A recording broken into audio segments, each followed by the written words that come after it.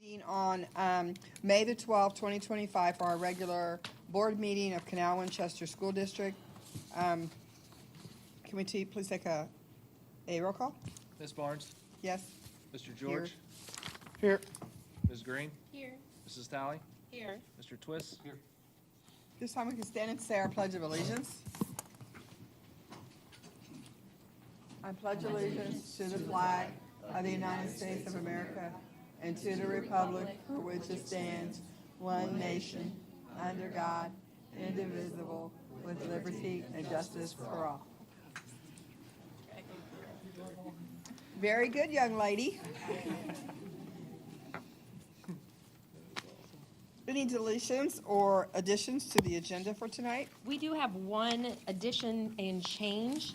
We are going to move executive session from the end of the agenda to F, right before consent agenda. And it will be for the purposes of, let me make sure I get it will be for the purposes to consider the dismissal and/or discipline and employment of a public official. I'm sorry, a public employee. We need to take a vote on it. No. Okay. Right. And that was both the addition and change? Correct. Change on here, we're section I, section D. Okay, thank you. Or, I'm sorry. F. F. Section I to F. Okay, thank you. Thank you. So can we please take a vote for motion to approve the agenda with the change? Second. Can we take a vote, please? Ms. Barnes? Yes. Mrs. Talley? Yes. Mr. George? Yes. Ms. Green? Yes. Mr. Twist? Yes. Okay, thank you. Next is presentations. Gifted Instruction, Winchester Trail, Craig, Mr. Craig, Director of Teaching and Learning. Are you doing this presentation first? Slide deck one first. What slide deck one is The it? other The other one. Good evening. My name is Craig Lautenschlager, Director of Teaching and Learning for Elementary. And I had asked the Education Service Center of Central Ohio to come in this year back in October to look at our gifted and talented instruction and our delivery of services at the elementary, just to do a full audit, to see what we're doing well. Thank you. To see what we're doing well and if there are any improvements that could be made. So throughout this year, Carmen Tarbill from the Education Service Center of Central Ohio has been working very closely with me, also with Danielle Bartos, our gifted and talented coordinator, along with the principal at Winchester Trail, Tracy Dyer, Dr. Dyer. So I'm going to let Carmen kind of walk through what the audit process looked like. And after Carmen talks, I'm then going to specifically show what this will look like at Winchester Trail for next year. Thank you. So Carmen, welcome. As he said, I'm Carmen Tarbill from the Educational Service Center of Central Ohio. And I want to say it was my pleasure to come in and just learn more about the gifted program that you have here. It's very clear that you have a strong program with very quality teachers. And it's just a joy to be a part of it and learn more about it. So I want to be brief, but I would like to talk just a little bit about because this plays into what we're looking for here, just to make sure the Department of Education defines a gifted student as a student who performs or shows potential to perform at remarkably high levels of accomplishment when compared to others of their age, experience, or environment. And if you look at this chart, you can see that if there are multiple faces of gifted students, they don't always look like what you might think of when you first see or think of a gifted student. I'm always, in my job, I do a lot of identification and a lot of testing, and it never ceases to amaze me where we find gifts and talents and that inspires me to continue looking everywhere that we can. and always assume that someone comes to the table with a gift and a talent. Okay, thank you. So this is a really good time to take a look at your program for several reasons. Ensuring that you are compliant, and I didn't see any issues there, of course. Be prepared for growth and expand the opportunities that you have. And then also always make sure that you're offering the best possible services to students who could benefit. It's really important to remember that performance is not always tied to grades. Achievement is not always tied to grades. Intelligence is not always tied to grades. About half of gifted children who score in the top 5% of intellectual ability on an IQ test do not demonstrate comparable school achievement. So that kind of gives you, it speaks to the students that we may be missing. And there are a number of reasons for this. Environmental issues, gaps in understanding, varied rates of learning, interest level, attitude, cultural views toward education, and learning disabilities can impact all of this. One statistic about twice exceptional students is that out of every student that has an IEP, 1 in 6 of those students is likely gifted. So if you want to go ahead and go to the next slide, thank you. So, and taking a look at what is working well and some of the things that we considered and saw when I was speaking with staff, with teachers, with administrators, is that you do have a very strong program. And the message that kept coming to light was the teachers. They seem to, these are quotes from parents on the survey that we had. And it's really important, let's see, is that the third slide or fourth? If I push it, does it advance or do you do that? Okay, go ahead and sit. Okay, so the ESC does gifted reviews. I've done these for some other districts, and this is a really good time to take a look at that, because we will be the Department of Education is adding new standards that will go into effect July 2025. And this is also a good time to look at your gifted program and evaluate to make sure that you're offering the best that you can to students, because you want to make sure that you have an updated model with flexibility and also that is able to expand to meet the needs of all students. So one of the things, this is the parts of the educational ESC gifted review. I met with district leaders, parent and student and teacher surveys were conducted. I went in and did several classroom observations, and then all the data was compiled into the report that you have in front of you. Okay. And there are 7 different parts of 7 different areas of focus. So I'm just going to go through those briefly, and if you'll look at each area, you'll see that there is a chart to indicate if the strengths and the opportunities for growth for each section. I'm going to go pretty quickly through these. So I'm going to go fairly quickly through these, but if you have questions, please let me know and we can go back and take a look at them again. As far as strengths, we found that the student identification percentage was above the state average. You have about a 24%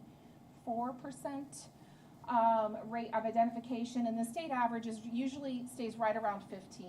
Obviously, it changes every year. You have reading and math assessments that exceed the compliance requirements, and you have quality staff that is in support of these identification services, and like I said, you are fully compliant with the current Ohio Department of Education operating standards, and we are making, and there's not a huge amount of change in the ones going in 2025, but when I looked at compliance, I used the ones that will be going into effect this summer. So a couple of things that we noticed is just taking a look at assessments. This is something that you need to do very frequently. They change that there's a chart of approved assessments that you are allowed to use for gifted identification, and that changes yearly. So it is really important to continuously evaluate that list of assessments that you're using to make sure that you are following that procedure. And so I just made a few recommendations in that area that obviously you can take a look at. If you go to the next section, again, this was in alignment with gifted operating standards. One thing that we are going to get to later is the importance of being proactive to make sure that the caseload of the number of students is compliant. And we'll talk about that in just a moment. But that is a little bit of a change in the wording as far as what that looks like for the 2025 operating standards. And then keep going to the next section. Again, we had very impressive results with staff certification and expertise. You have 3 gifted intervention specialists in grades 3, 4, and 5, and that is far and above what most districts have. So very fortunate that you have those very qualified teachers. And then also, in looking at the number of teachers that you have who've gone through gifted professional development is also above what you would typically see in most districts. And okay, going to the next slide, our gifted plan is just suggesting that you continuously take a look at those allowable service models. And that's kind of what most districts should do each year. They change just a little bit oftentimes. Even the operating standards, when they aren't completely rewritten, there are tweaks and revisions and updates to them quite frequently. And then one of the other things was to allow for, it was an area of growth, to look at talent development and enrichment opportunities for students in other grade levels, in addition to those in 3, 4, and 5. And finally, with family engagement, we talked a little bit about how the written education plans can be utilized to strengthen that family understanding of what services look like in the classroom. And then also adding increased enrichment opportunities, and also just a continual updating of the public-facing information, your website, and so forth. Okay. I think that's it. Next. Okay, so, and then the next piece that we talked about were a review and update of instructional materials. One thing I noticed your staff is using a lot, the gifted staff is using a lot of really quality curriculum materials, things that have been used for years in gifted education. And I think it would be great to look at how those can be modified and adapted to be used for a larger audience of students who might benefit from more challenging work. It was really important in gifted education to consider, yes, those students who are formally identified, but also look at those students who, for multitude of reasons, haven't necessarily hit that 95 mark that allows us to call them gifted according to the State Department requirements. But more than likely, they have a talent that they deserve to have their needs met. Okay. And so one of the benefits, these are just some of the benefits of updating the service model. Allowing for services that are available to more students. Expanded opportunities for differentiated instruction. Another important piece of that is to remember that even a gifted student who has hit that mark of 95th percentile, they aren't necessarily gifted all the time every day. They are just like every other student. There are going to be gaps in understanding. There are going to be pieces where they might need some extra support.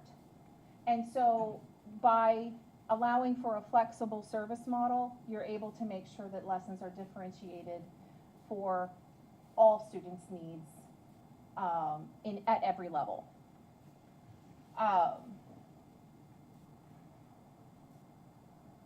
Okay, I think I've addressed those things. And so finally, I have some research that I'm sharing if you're interested that you can take a look at. And that's that's about all I have to share. If you have questions, you're welcome to keep the booklets. And I believe my email is in there. If you have questions, you're welcome to contact me. Carmen, thank you. So my job then, after meeting with Carmen, was to take this information back, to the next slide, is to take this information back to Dr. Dyer, Danielle, and the gifted intervention specialists and talk about what changes could be made to make sure we still have high quality instruction, our 3 gifted intervention specialists at the building, but also to accommodate our growing number of students. When we look at the numbers, our numbers have been increasing since 2022. And with the new operating standards that go into effect in July, we need to think, how do we have class sizes that are manageable but can also sustain the growth that's going to continue? We're on this trend for the last 4 years. I see this trend continue. Also part of that was talent development. This model that we're going to introduce today will really allow for growing the program and providing some resources. And I have some interesting data about some of the talent development that I'll offer at the end of this. And then the last part, that when we talked about the scheduling challenges of Winchester Trail. It's a very large building, of course. What Dr. Dyer and the previous principal have expressed to me is the inability to have any flexibility with the schedule. And one thing as a building principal you need to have is some flexibility with scheduling events. We currently don't have that. With this new model, there will be some opportunities for flexibility, and we'll talk about that in a second. So the model, in the simplest way I can describe it, is we will cluster group students with both push-in and pull-out opportunities. So when I say, next slide, when I say cluster grouping, it's simply grouping students in classroom with like abilities. So those students who, there might be groups of 5 to 10. Dr. Dyer is still working out those logistics. But those identified gifted students will be clustered together. Next slide. When they're in the classroom, the gifted intervention specialist will collaborate with the classroom teacher to support the students in multiple ways. That could look like co-planning. That could look like co-teaching. Could look leading small group instruction, checking in on assignments, helping prepare materials for extended learning. We're leaving it open-ended because during any 1 week based what the instruction is, it should look like it's very specific to what those students need. But that is the gifted intervention specialist will be pushing into classrooms at each of the grade levels. There will be one of each GIS, gifted intervention specialist, will be assigned to a grade level. Then during the day, there are 2 times that we refer to as power-up times. Those are 25-minute chunks of time, and those happen twice, where there's no new instruction going on in the building. This is an opportune time to continue with pull-out instruction services.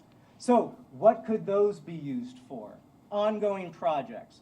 One thing that when Carmen and Dr. Dyer and Danielle and I looked at from the parent feedback and during the focus group is there was a talk of projects, ongoing projects that might last over 1 or 2 weeks.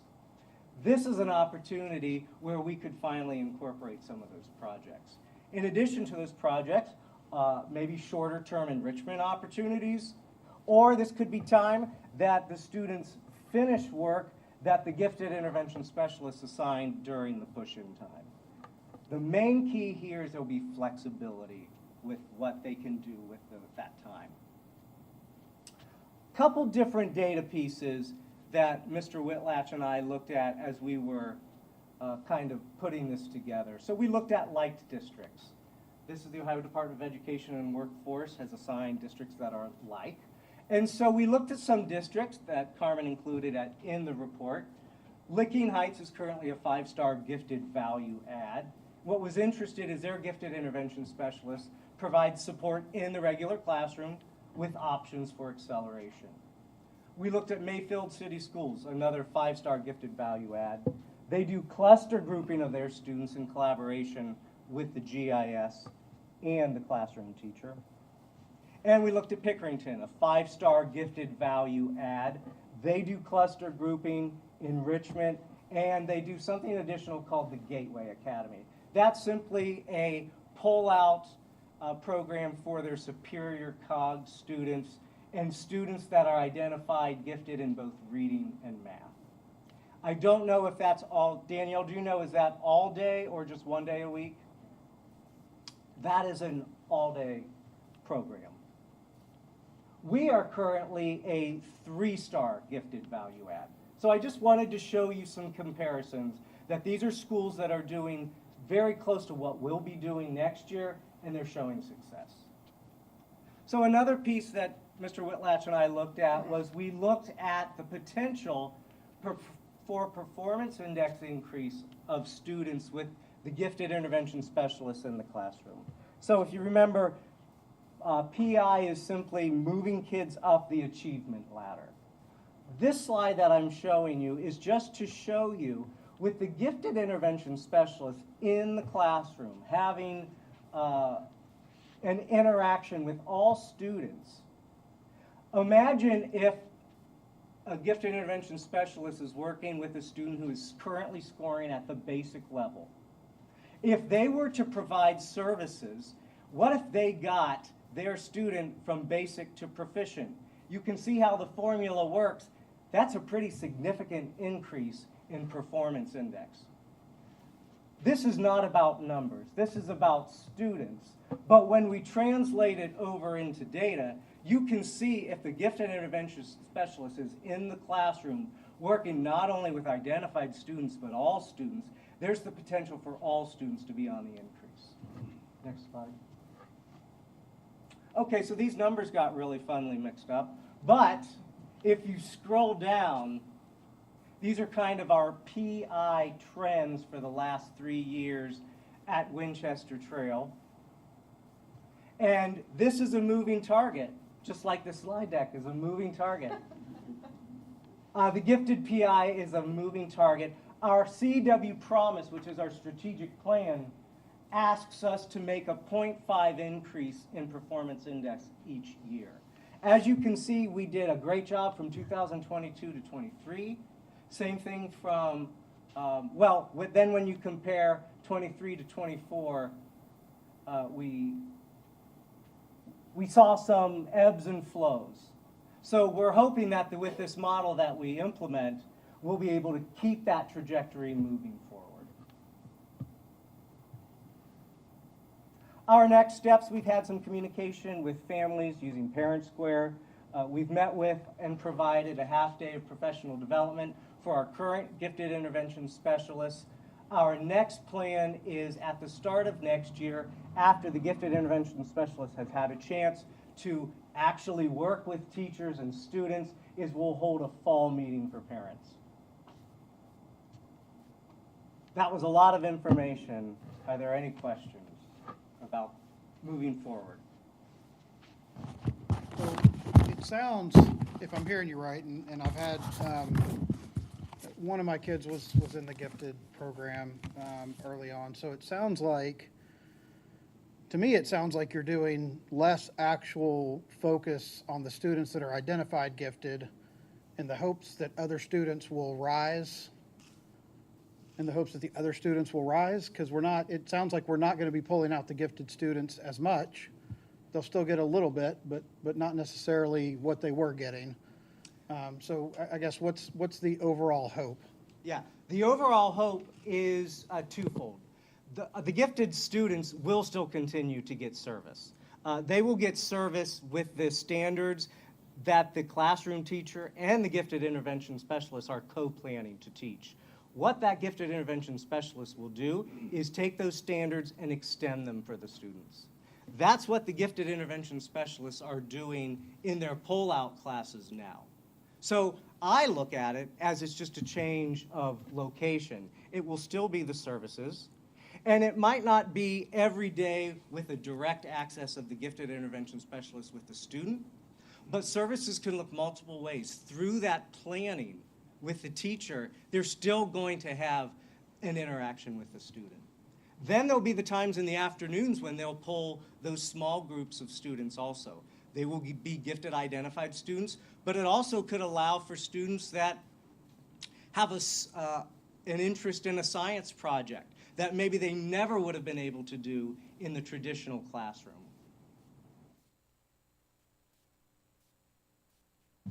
Okay, I get that. I understand. I have concerns with the way it's presented, I guess, and maybe I just need to understand it a little bit better. But, you know, my son was a pullout in both ELA and math, and I don't know that if he had stayed in the classroom, in his regular classroom with all of the other students, that he would have been pushed to the limits of his abilities, like he was being pulled out in a gifted environment. So I have concerns, but I can take it offline, and I'd just like to understand the program a little better. Okay. I will say, I think that concern is a concern of probably those who are here and the concern that we have heard feedback from.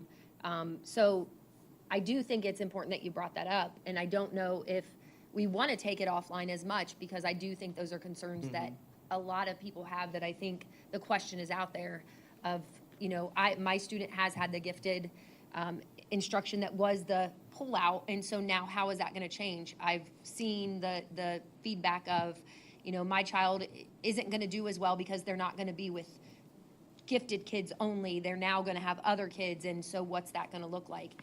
And so I think if we could talk about that, Sure. kind of addressing it so that it isn't, you know. I could talk about when I was a fourth grade teacher, and this was a model that we implemented in the district. So we cluster grouped our students that were identified gifted, and I would work with the gifted intervention specialist to plan what that week of instruction looked like. The responsibility was on both of us to provide that enrichment. By having the gifted intervention specialist in the classroom, it will change the dynamic of both the classroom teacher and the student and small group interaction. You know, I look at it as having two teachers in the classroom, having the opportunity to just take those standards to a level that the gifted intervention specialist expertise will help the classroom teacher with that opportunity. Could you repeat again how many GIS professionals will be required for this program?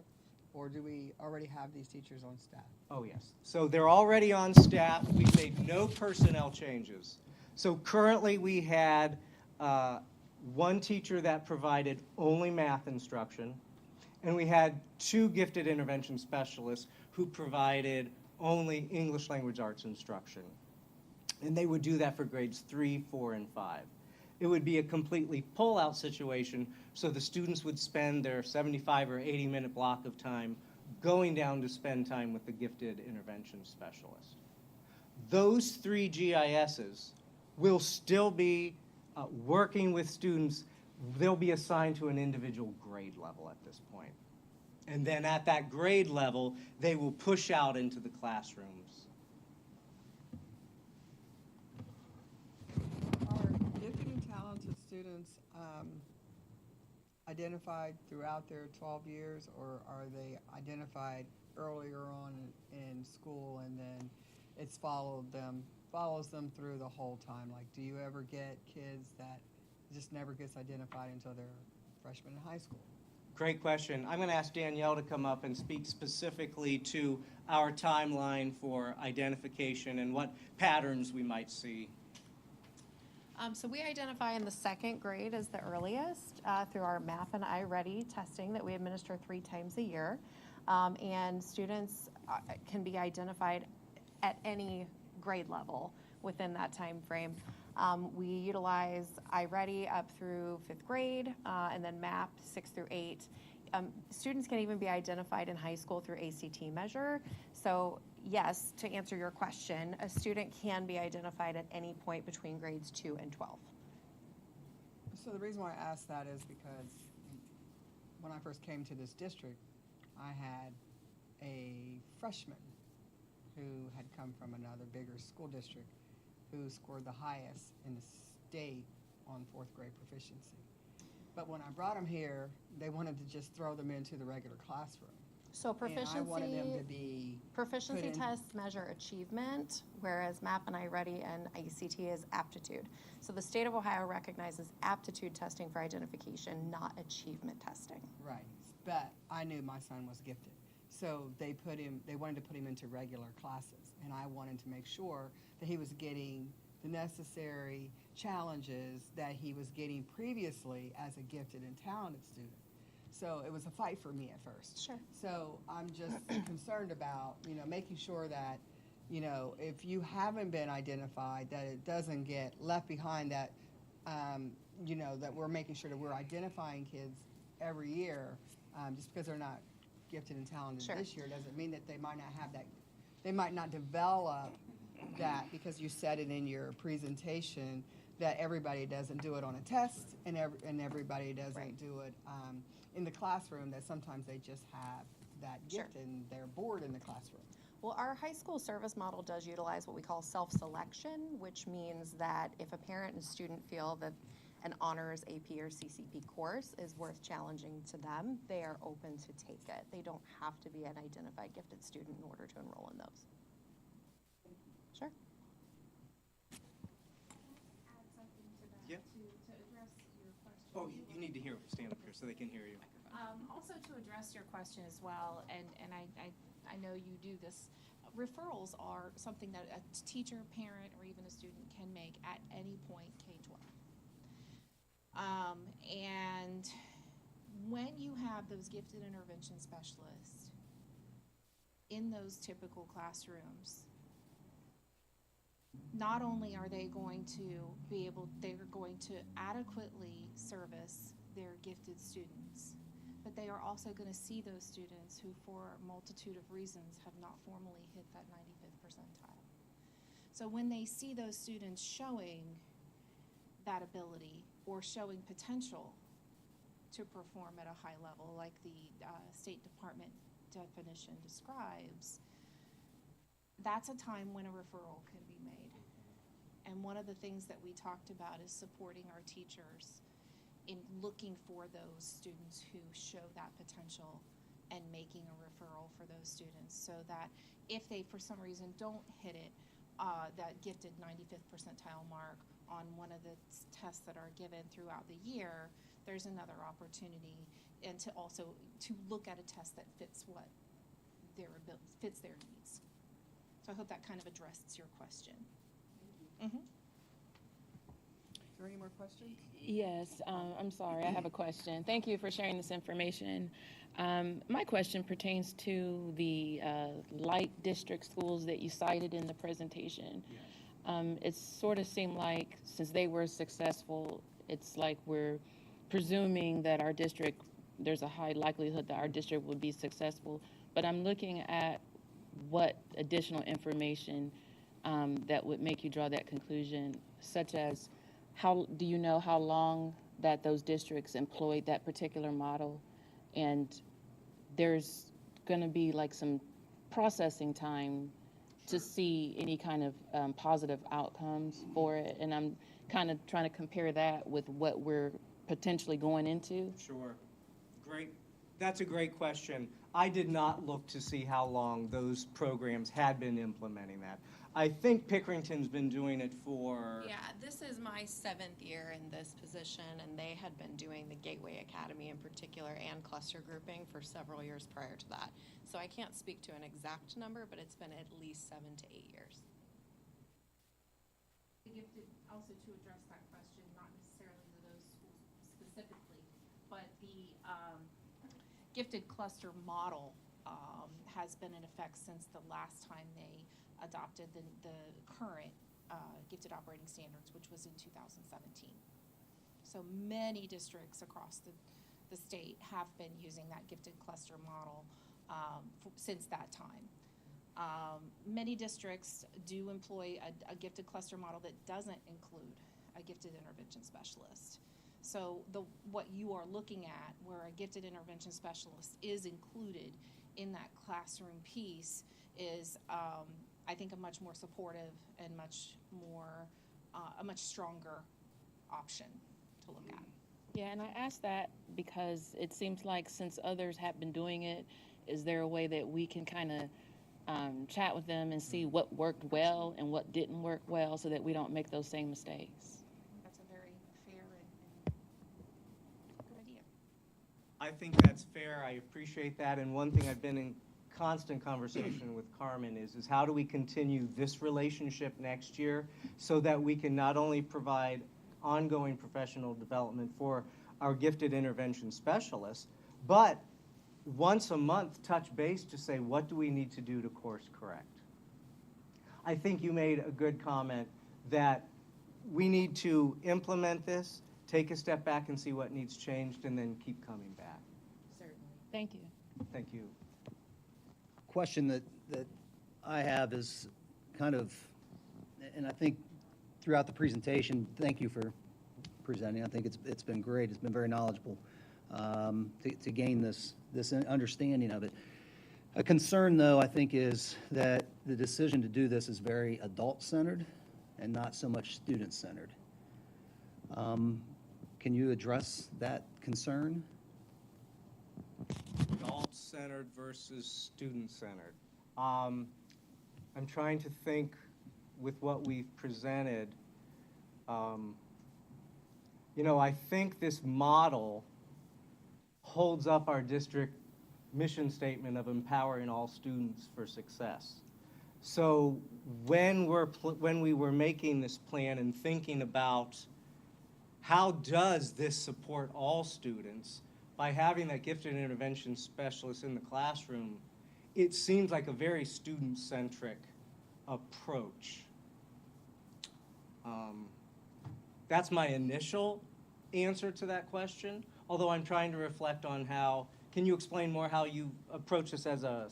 I guess if your son or daughter were in the gifted program, and how can you sell it that way in terms of how this is student-centered for them?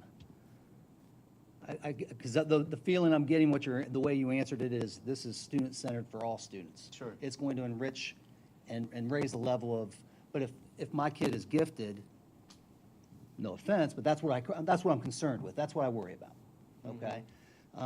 How is this going to, how can we be sure that this is going to benefit my gifted child?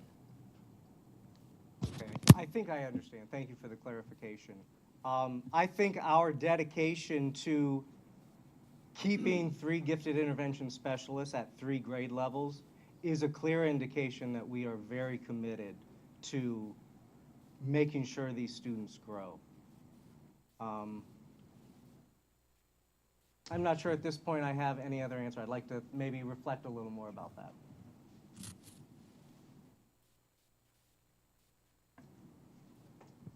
Are there any more questions? All right, thank you. Thank you. Next on the agenda, we have Knock Your Socks Off staff recognition.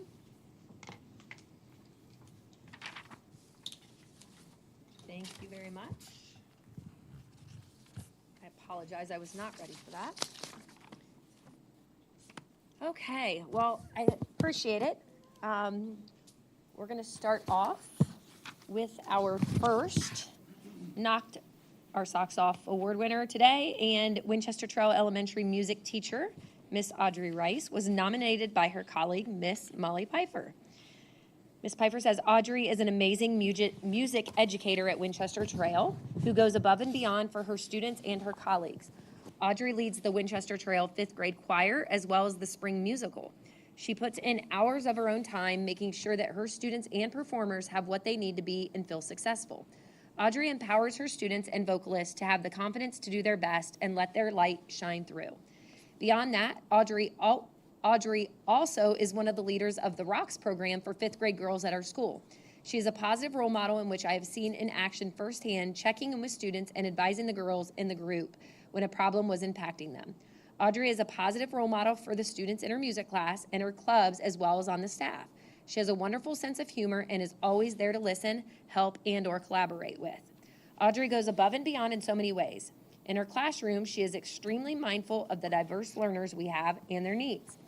She has a wonderful calm down corner, diverse books, stellar class incentives, and fun instruments. Audrey does a fantastic job including diverse music into her lessons, as well as making sure to accommodate the students at our school. Recently, during Ramadan, Audrey provided alternative activities for students who are fasting from music, which is just one of the many ways Audrey meets the needs of our students. I could go on and on about the positive impact that Audrey Rice has on Canal Winchester schools. She is simply the best. So, at this time, I'd like to congratulate Audrey and present her with her socks. Come on up, Audrey.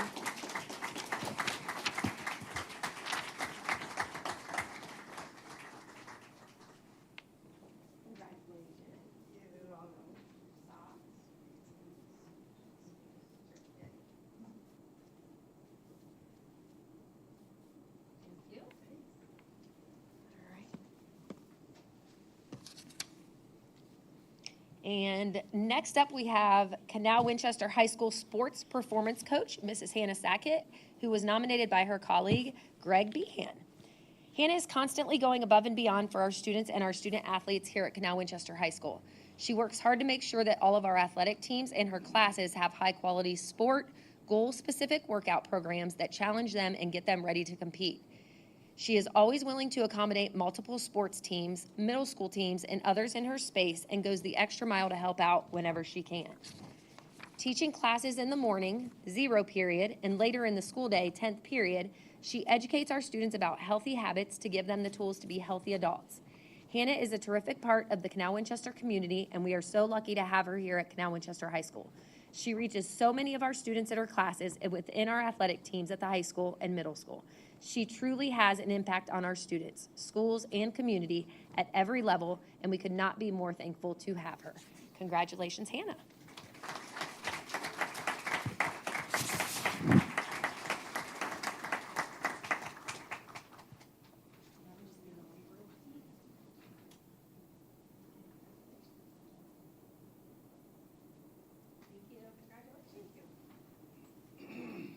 All right, and that's all I have for tonight for Knock Your Socks Off.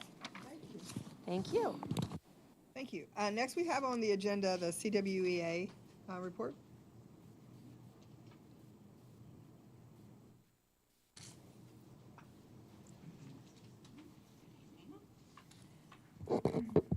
Good evening. My name is Renee Hamilton, and I'm here to represent CWEA and just share a few things that is going on across our CW classrooms.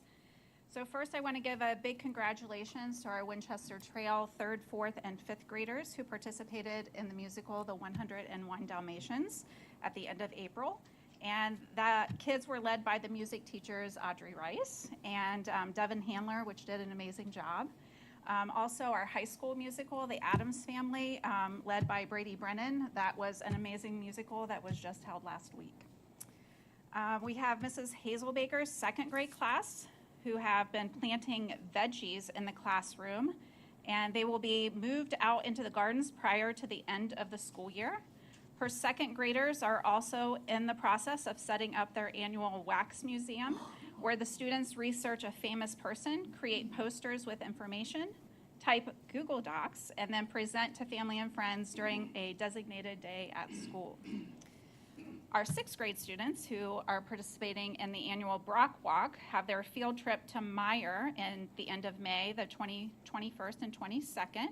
This learning opportunity is part of the larger community service that supports our local Canal Winchester food pantry. Thanks to the incredible efforts of the students, family, and community partners, and they have raised approximately $11,000 through their fall and spring flower sales and their new Sponsor a Cart campaign.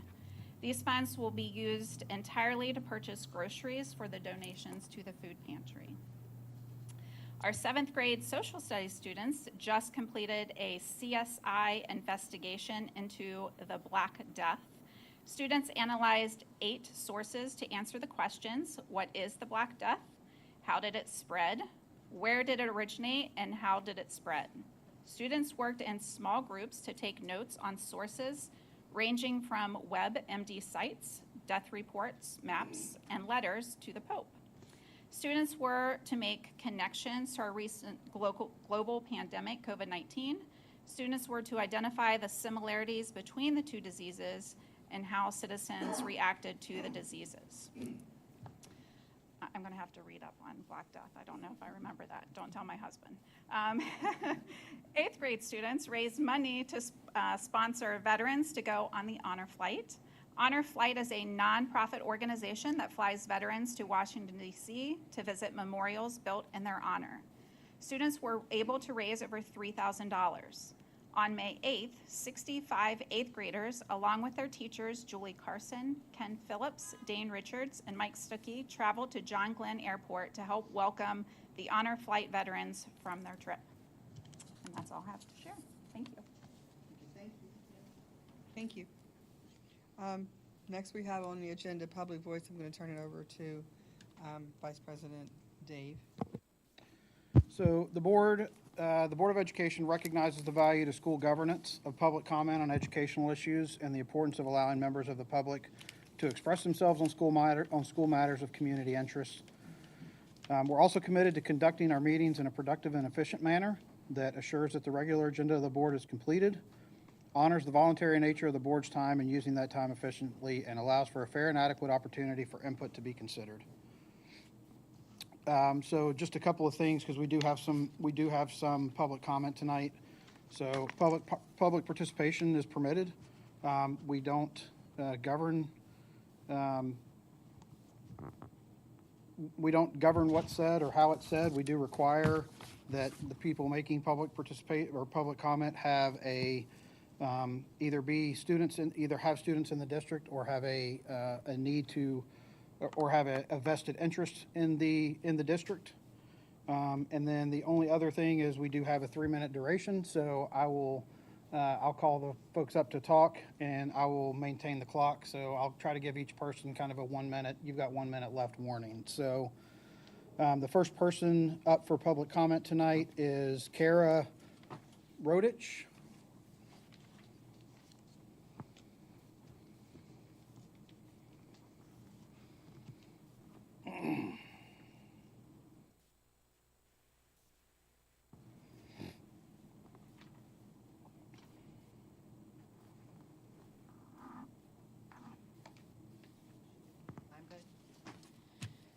All right. Hello. I am Kara Rodich. This is not my forte, so when I'm shaking and stuttering, I apologize. I am an employee of this district. I was hired 10 years ago during a time when Canal Winchester was able to pride themselves on the continuum of services that they offered their student population. I have since witnessed the elimination of classrooms and programs made to meet the needs of our diverse population, as well as its trickle-down effect on student behavior, building morale, and staff turnover. As an intervention specialist, I have been proud to work in a district that provided individualized services for students with emotional disturbances, one that had academic resource rooms, and one that also believed in inclusion. As a parent, I have been honored to be able to open enroll my children into this district, one that I knew could meet my child's unique needs as an academically gifted student and provide her with the specialized support she requires. As time has passed, this district has eliminated almost all of the services provided to those who are not the average typical child. We no longer have behavioral support rooms. There are no academic resource rooms. Students on IEPs are either fully included or fully excluded, and there's not a lot of wiggle room to provide a student with what they need if they fall out of line of those boundaries. Now, with the dismantling of the gifted program, we are not only expecting our students with disabilities to conform to the norm, but we are also expecting our gifted population to conform to that same norm. While there has been some disagreement on using the term dismantle, I'm not sure I can get on board with using the term restructure. my child will go from receiving 180 minutes per day with a gifted intervention teacher to 20 to 30 minutes weekly. That's not a swing in the right direction, and it's certainly more than a simple restructure. I'm here today to share my concerns. The more time we spend trying to fit all of our children of different shapes and sizes into the same square holes, the more time we are going to spend fighting fires, seeing behavior issues increase, with the result being decreased student growth and increased staff burnout and turnover. How can we expect to see improvement in any area, academic, behavioral, emotional, etc., if we are actively and intentionally not meeting the needs of our population on either end of that educational spectrum? Thank you for your time.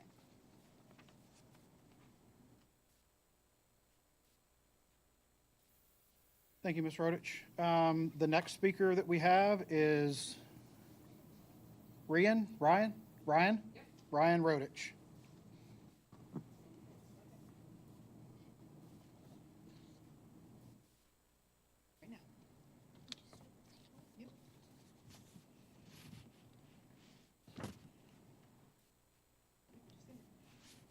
So me and my friend came up with an idea to write essays about the good of the gifted program. So my essay is titled Gifted Goods by Ryan Alexis Rodich. Gifted classes are a school program that is for kids that are in need of schoolwork that is leveled better for them. Please don't take this away from us. Gifted is good because kids who may have a more advanced IQ can have the lessons that they need. Kids can get richer assignments and the right websites to use. They learn about the things that would be too hard for a regular classroom, which is right for them. Not to mention that they have fun collaborating with their classmates and cheering for everyone on testing day. This includes that Gifted needs to stay strong in all schools so kids can get what they need. We can't have Winchester Trail Elementary School take away gifted classes. Where are we going to go? Taking gifted classes away is brutal. What's next? Taking away classes for kids with special needs, they would struggle, and no one would take away their class, so why take away the opposite? It takes away our chance to grow. I was excited to have my best friend join Gifted Math in 5th grade because she claimed she was only 2 points away from reaching it. Now, I can't be excited for this anymore because I won't have Gifted in 5th grade. At least not the same as I had for the past 2 years. Gifted ELA is special to me, and I'm not the only one who feels this way, so why lose it all? I get that gifted students will still get some time in their gifted classes, but why change it? In the library, I know what books to check out. I learned that books best for my age have at least 100 pages, and nonfiction has at least 40. I learned what a genre is and how many of each I need to be reading for the year. Not to mention, we get to write essays about interesting topics, and that teaches us about research, which will be really important in some people's lives. Say you want to be a teacher or scientist, researching can really come in handy there. I love to create my own stories for fun, and Gifted ELA lets my vocabulary get advanced. Some may say, you can do this in a normal classroom, but the truth is that I really can't. My ELA skills are richer in gifted class, so I refuse to give it up. If this school is trying to help students in every way they can, then they need to realize that taking away gifted is not a good choice in so many different ways. My gifted math class can be pretty hard, and I usually have homework, but it doesn't mean that I don't like gifted math. In fact, I love it. I've learned so many things to help me there. Mistakes are valuable, struggle is growth, questions are important, problem solve, use what you know to figure out what you don't know. All of those terms are from my gifted math class. I understand each of them and take them seriously. I may be afraid to ask questions sometimes that I've made progress since the beginning of 3rd grade, and now I'm a soon-to-be 5th grader.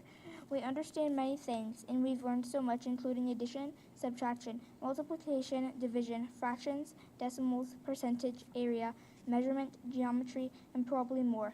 We've got so far. We are on Unit 9, which is putting everything we've learned together in one workbook. We've come so far and worked so hard. That's another thing. My gifted math class chose to switch from iReady to Map Accelerator in the middle of 3rd grade, and we all like it better. If we have to let go of gifted, we don't have the privilege to be on it anymore, which is sad because it updated, and we want to stick to what we've been doing for 2 years now. Why does everything have to change? I'm not a 5th grader yet, but I know a bit about the gifted kids schedule that'll be staying in my classroom all day. and maybe seeing my gifted teachers during Power Up once or twice a week. I don't like the way it sounds. Why did they change it? I guess that we aren't getting rid of gifted entirely, and our gifted teachers are going to be saying that we need higher level papers, but it's not enough. I love to go to them. I love to go to gifted classes. I was so excited for 5th grade, but now gifted will be kicked out. I like the gifted because I can have more than one classroom and see different kids and friends that aren't in my homeroom and get away from the not so fun things in a normal classroom. Say in 3rd grade, something happened in my homeroom. I was in gifted classes, so I didn't have to worry about it. But if I'm stuck in the same class all day except for 20 minutes or less than once a week, I don't know what my life would be like. Winchester Trail Elementary School is taking away gifted reading and math, and me and my friends are against the decision. I've been in both gifted reading and math for 2 years now. Why change it? The way is perfect just the way it is. The schoolwork of a regular classroom would be too easy for a student that used to be in gifted classrooms. Gifted reading helped me develop the ability to write essays like this one here. I was also inspired to begin writing my own personal stories, which is now a big part of my life. Gifted math taught me that mistakes are not just okay, but valuable. I learned helpful strategies to solve problems. I can't understand how and why gifted could just go away, and I don't want it, so that's why I'm here today.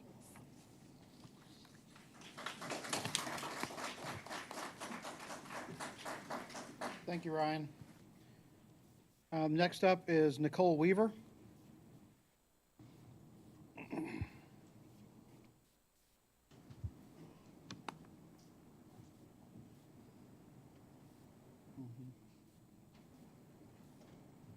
Hi. I'm here as a parent of a student at Winchester Trail who has been identified as gifted. He is a 3rd grader. He's also on a 504 plan, so twice exceptional. I'm also an employee. I have offered my resignation because of this change with gifted, because I do not know what school is going to look like for my son next year, and I don't know if he's going to be able to remain at school because of some of the behavioral issues that are happening in the general education classroom, and I want to make sure that his educational needs are met. I have a letter that was received when my son was identified as gifted that states services for gifted students begin in 3rd grade and remain the same until 5th grade. Students will be pulled for their math and or reading classes dependent upon their individual identification.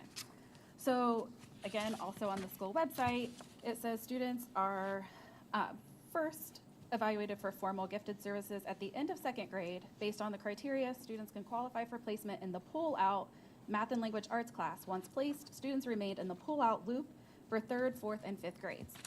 So based on the information that was received when my son was identified as gifted, I did not pull him out of gifted ELA. I did pull him out of gifted math because it was a bit too much for him on a 504.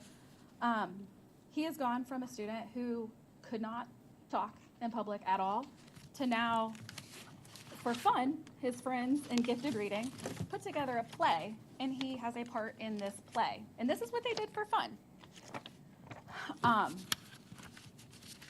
When we're saying that there's going to be the same gifted resources, the same gifted intervention specialists, we're saying there's going to be still the 3 gifted intervention specialists, but the ELA gifted teacher is now going to be teaching math and ELA in 1 grade. The gifted math teachers are going to be teaching math and ELA for 1 grade. That's 1 gifted intervention specialist per grade level, so 1 per 12 classrooms. That looks a lot different than 90 minutes per subject per day that they're currently receiving now. He has grown exponentially in this program in 3rd grade, and to have him or any student have to go back to the gen ed, I mean, it's just, they're going to be bored, I guess I should say too, and that also creates behaviors. So I would like to ask that we reconsider, at least have a parent input meeting before these changes are made, and reconsider at least grandfathering in the children that are already in this program. Thank you.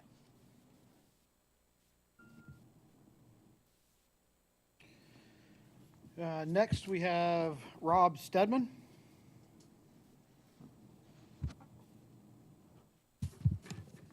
I was here a couple of meetings ago about support from the school district on the baseball program, and to that end, I didn't really have comments, more of an invitation. This coming Thursday is Brock Strong Night at the varsity high school baseball field. As you guys know, Brock Strong Foundation is a important member of the community and the school system, so I just wanted to extend an invitation. We're hoping to have a very big crowd. It's a big event, and would like to see, hopefully see everybody there. We recently had a JRD night this past Friday, which was a huge success. We had roughly 50 to 60 kids in our local rec program there. We had the kids out for the national anthem. We did a raffle where one of the kids was able to get picked to throw out first pitch, and they got to run the bases after the game. So we're trying to drive more support in the community to the baseball program. Would love to see everybody there. The team actually took Lancaster, who is atop the OCC division for baseball, to extra innings, and I believe that's feeding off of the crowd that was there. So would love to see everybody there for that. And the only other thing I really wanted to at least mention is, as we wrap up the season, we're starting to gear up for next year as far as planning and what things we might need to do. I haven't seen a whole lot of updates on some of the longer term plans on the facilities updates for performing arts and athletic facilities. If there could be some kind of an update to the community or within one of these meetings, it's kind of hard to see that in some of the minutes from the last couple of meetings. That would help us understand what, if any, actions the baseball booster program may need to take in support of next year and the following year. So that's all I have. What time is the game on Thursday? 5 o'clock Thursday is the first pitch. Thank you.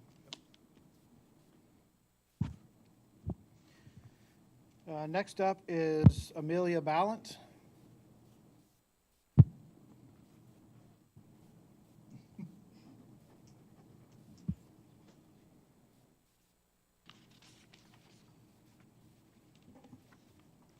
My name is Amelia Ballant, and me and Ryan, as you saw earlier, we decided both to write an essay to advocate for ourselves and the gifted reading program. My essay is titled "Keep Gifted Alive" by Amelia Ballant. Winchester Trail Elementary School is talking about closing separate classes for gifted students from now on. This is not okay. What about the gifted students in the future of WTES? My little brother will be gifted next year. What will happen to him and his other classmates who will be gifted next year? There are many good things about gifted, and people will just sit there and let it come crashing down. You can't take gifted away all of a sudden. This isn't okay. Gifted offers the correct learning tools so things aren't too easy, but not too hard either. I wouldn't have built all these relationships with my friends. You want to take it all away from us. Clearly, you shouldn't take away gifted for many reasons.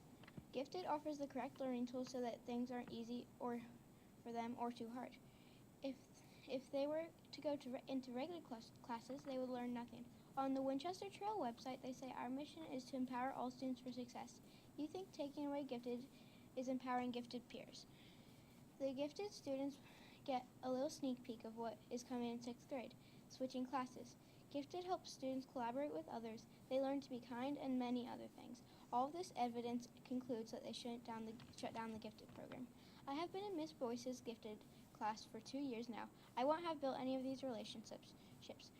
Catherine, Ryan, Aaliyah, Beatrice, Samantha, Ian, Parker, you get it. If you take it away, I have to say goodbye to all these people. Gifted classes are the correct amount of challenging. In this gifted class, you can get frustrated sometimes, but Miss Boyce will always urge us to go on. There are some things I don't agree with, like having to read a chapter every night, but then you realize something. The reason is simple, so we can grow. If we aren't gifted, it's like setting us behind. Say we're in 6th grade gifted. We could be learning more advanced things than we were if you keep gifted going. But if you don't, then we would be learning stuff we should have learned last year. As you can see, there are many good things good reasons to keep Gifted alive and keep it at this school. Gifted is empowering us for success, but what if you take it away? What will happen then? Do you really want to take all that away? Gifted helps students grow in collaboration with group activities. What most people don't know is that with gifted kids like me, their mind works differently. If you take Gifted away, it'll just cause plain chaos with emotions. Do you really want to do that to kids?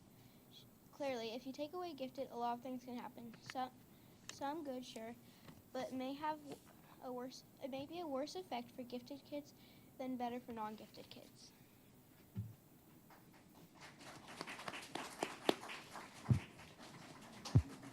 Thank you, Amelia.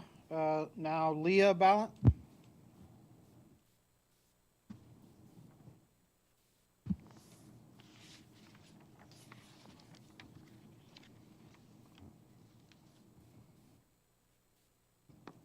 Hello.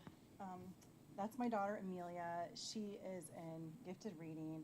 My son, Jacob, she's 4th grade. My son, Jacob, is 2nd grade. He's double identified. He also has an IEP. So honestly, all you board members, like when you asked me questions about the gifted, I wanted to say amen to every one of you because you really all hit all of our parental concerns. You get it. When Amelia was first identified as gifted, I can remember sitting in the cafeteria with a PowerPoint, and I had this like eureka moment, like, oh, that's why she acts like she does. And I don't mean that in a bad way, but there were things I just didn't understand. And then when they explained it to us, these experts, like gifted can mean precocious, like her letter was a little bit precocious. It can also mean big feelings, big emotions. And knowing that really helped me to be able to support her better as a parent. And right after that meeting, I wrote right away, I said, you know, thank you. I learned so much, not just about the program, but also about Amelia. I can tell that the program is amazing with incredible teachers who are not only experts at their job, but also care about the students and how excited I was about the next year. So it helped me to understand more about how her brain works. So, you know, I've been in front of this board enough times to know that you guys are going to do what you think is best to support probably like as many students as you can. I feel like it's been presented to us like the decision's already been made, but now I'm not so sure about that. I really hope that you take into account that the impact that this could have on gifted students might actually negatively outweigh the pros for all students. It could even be detrimental to their social, emotional, and educational needs. She mentioned the word chaos, and I agree with her. I think that that's a valid point. If you do decide, you know, to go for this, moving forward, I would appreciate better communication. I would have loved to see all this up here before coming to this meeting. You know, like the research, I'm really curious about the focus groups. I don't remember getting it. Yes, 1 minute, okay. I don't remember getting anything, but again, like my son had surgery, so it's possible that I missed that. But all of that would have been good to know. You know, mostly along with my fear for the students, it's who could be impacted negatively.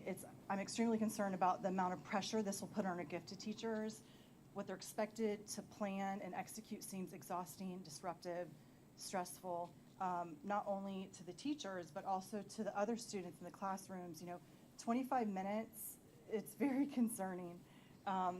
So, you know, in closure, you know, I hope you do whatever it takes to keep the program the way that it was when I wrote this as a relieved mom in 2023, that the program is amazing with incredible teachers who are not only experts at their job, but also care about the students. Thank you for your time.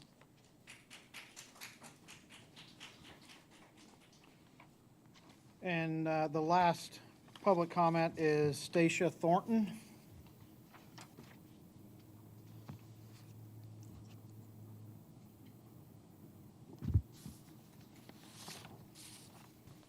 Good evening.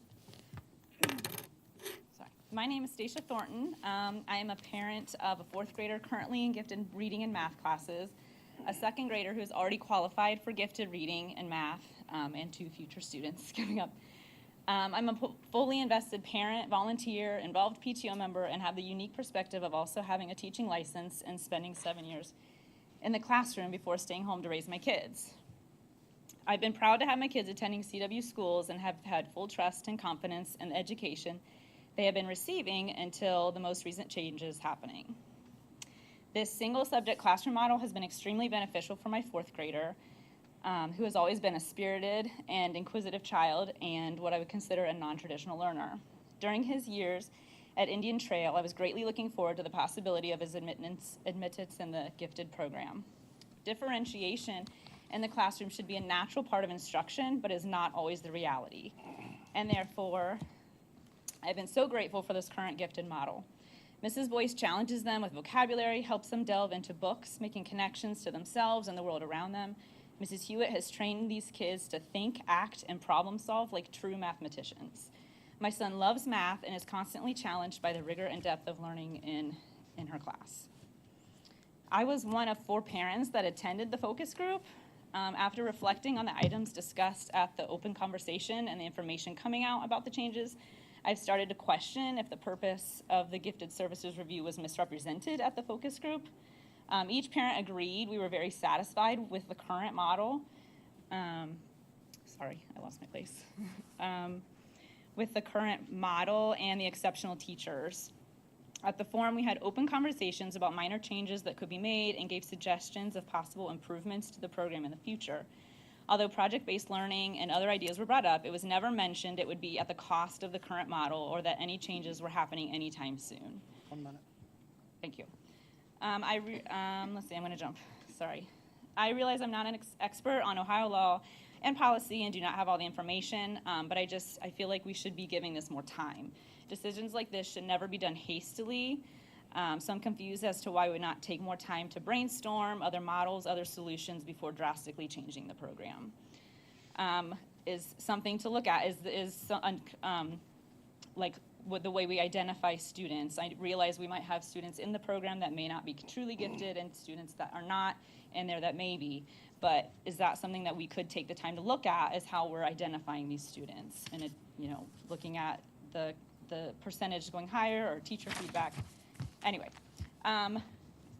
in my time, from my own experience as a classroom teacher, I've seen what happens when a gifted teacher has to work across multiple classes and only has a few minutes with students each week.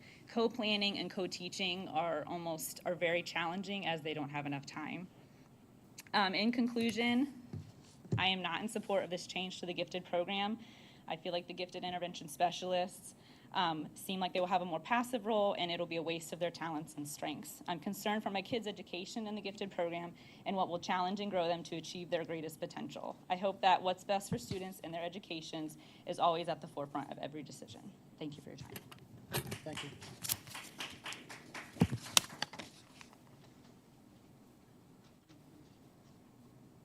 Thank you.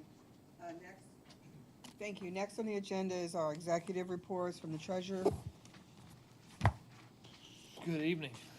It was nice.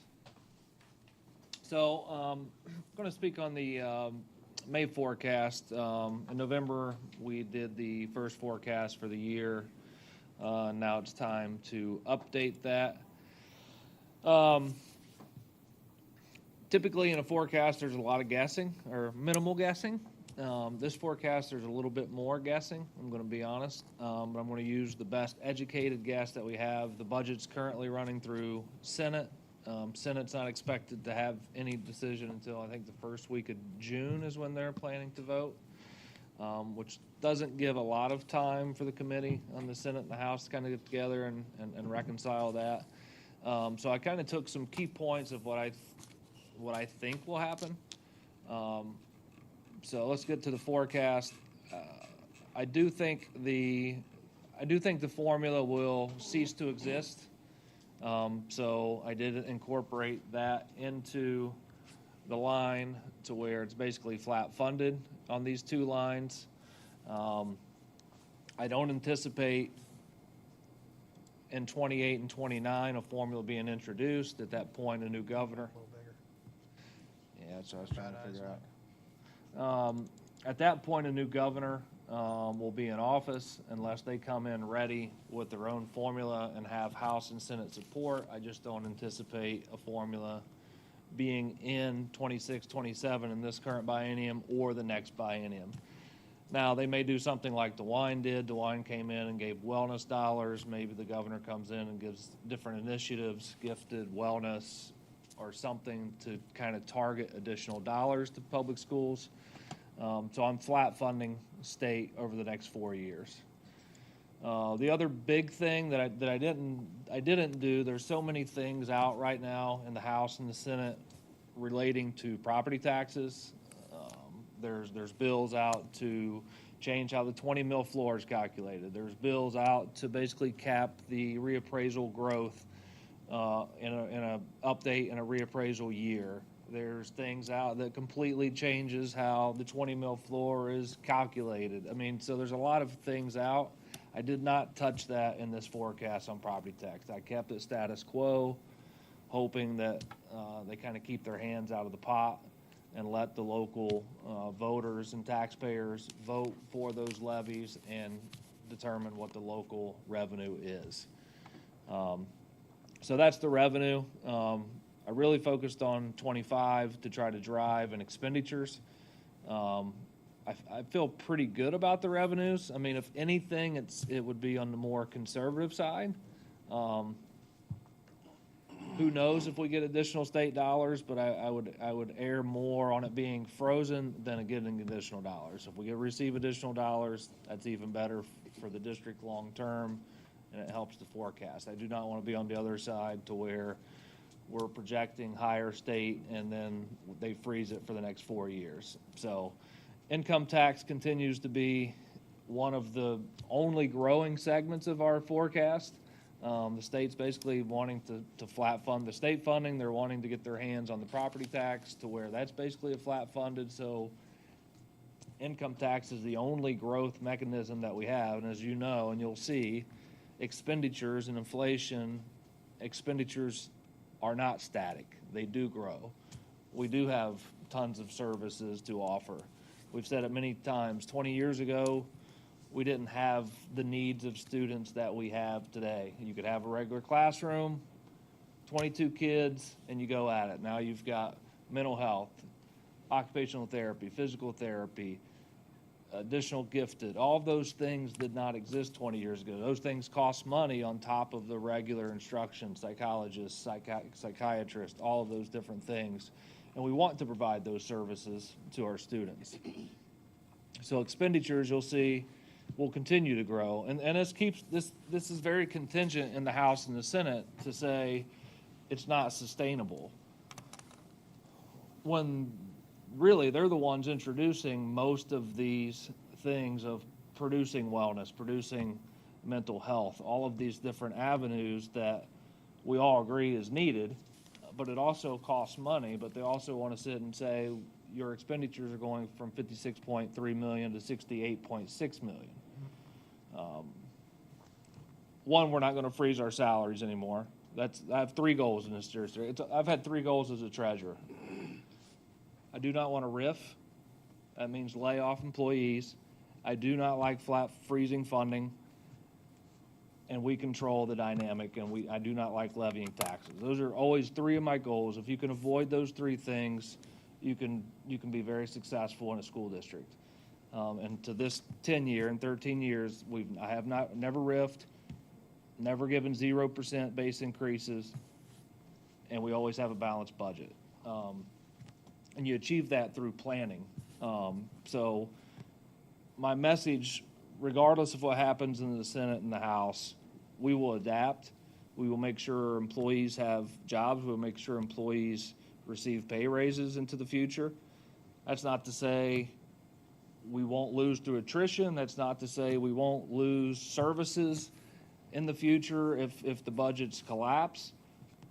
But that's to say we are in control and we will stay in control. We're proactive in this approach. We do not like to react and make decisions with the financial picture. The other big takeaway on this is, and I haven't decided to do it yet, but we borrowed the money to build the Performing Arts Center and to do the athletic complex. That's a general fund debt. So for the next 15 years, we're going to be transferring $1.4 million annually per year. It's our obligation to do out of the general fund. In this forecast, I have it coming out this year, earmarking it to the side. That way, we've got it paid off when we want to pay it off. We don't have to worry about it in the future. If budgets get cut, we've got the money sitting there to pay the debt off. Still felt fairly healthy fund balance at 25.8 that grows up to 26.6. And then the transfers that stay in, food service, we're going to be transferring about $700,000 per year. It was part of the CEP program where we're providing free lunch. But if you remember, our disadvantage funding went from $300,000 to 2.9. So we're still a net 1.6 on our revenue, and we're providing free meals to every student, lunch and breakfast. We are guaranteed to be in the CEP program through 2028. That's percentage based of your disadvantaged students. Who knows where we'll be in 2029. We'll look at that at that point, but I held that status quo as to say we still will be in the CEP program in 29. Not sure if we'll qualify or not at that point. No, not sure what the qualifications will be at that point. And then we're continuing to move money into the termination benefits fund. I'm actually going to ramp that up. STRS just bumped their retirement to 32 years. So I could see a big influx of retirements over the next 5 years. So I want to build that termination benefits fund up to make sure the district is not getting hit reactively to ongoing retirements or kind of retirements that are coming on due to severance payments. So I want to build that fund up a little bit. That way we're ready for those. But otherwise, I feel pretty good on the expenditure side. The only real unknown is the state budget. But I feel like at this point, we're probably going to be flat funded. If the 30% that they're talking about not being able to maintain a cash balance and having us spend down our cash balance, what does that look like to our budget? This includes That's that why I'm transferring spend the down? money. Transferring the money is twofold. It helps take care of the 30% cash reserve requirement and takes care of our debt into the future. So if I'm not here, superintendent's not here, the 5 of you are not sitting here, someone's not stepping into these seats being obligated by a debt that we took out. Money will be sitting there, and that debt will be earmarked and ready to be paid. Piggybacking off of that, it's various boards, associations, and things. They recommend that each district has a policy on their minimum and maximum cash reserve. Where do we stand on that? Will we adopt a clear policy so that our community will understand what we're doing with the general fund dollars and where money is moving? We have a cash balance policy now. I think it says like 3 months of expenditures, which is extremely low. I think we need to revisit that. I think we talked about it in one of our work sessions that we need to revisit that and really come up with a true cash reserve on what that looks like. What is the balance that's a good target? I mean, that could be different for all 7 of us sitting up here. Maybe you feel comfortable with 25%.